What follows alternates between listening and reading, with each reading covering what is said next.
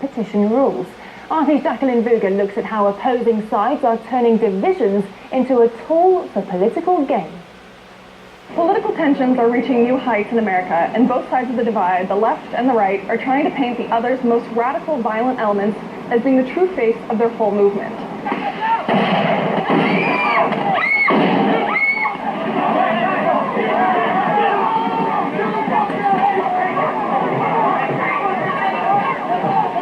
Politicians are happy to pour gasoline on the flames as well. Trump has made it clear, with Bannon and Gorka in the White House and the Klan in the streets, it is now the white supremacist's house. The hyperbolic vitriol from the left has spurred threats and now action without historical parallel. But violent extremism within political groups is far from a new thing for the U.S., except earlier they didn't appear as tools in a political debate.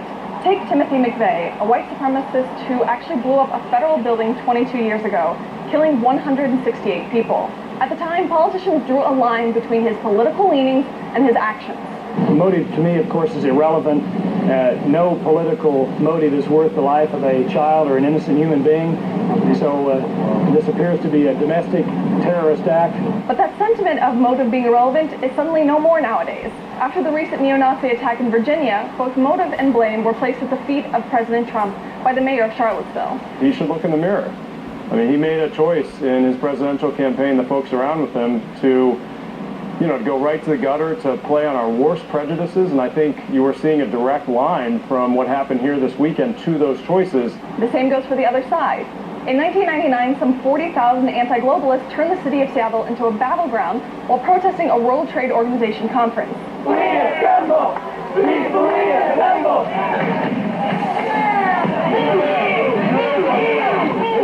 Riots by what some may today brand as the alt-left weren't exactly used by the right to make a political statement. This was the reaction instead.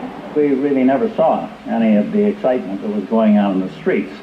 And I think, frankly, much of the media focus and attention on what was going on in the streets stemmed from the fact that most of the serious meetings were going on behind closed doors. A similar left-leaning crowd wreaked havoc in Berkeley earlier this year. In scale, it failed to match Seattle's events, and the political outrage had a very clear target, with the president chiming in as well. If UC Berkeley does not allow free speech and practices violence on innocent people with a different point of view, no federal funds?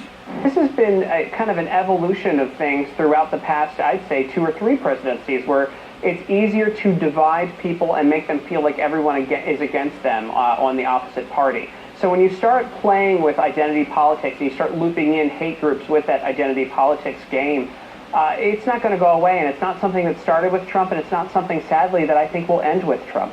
The establishment might tell you politically motivated violence is something new, but it's not. Maybe the bigger picture is it's just now being exploited for political gain. Jacqueline Vuga, RT, Washington, D.C.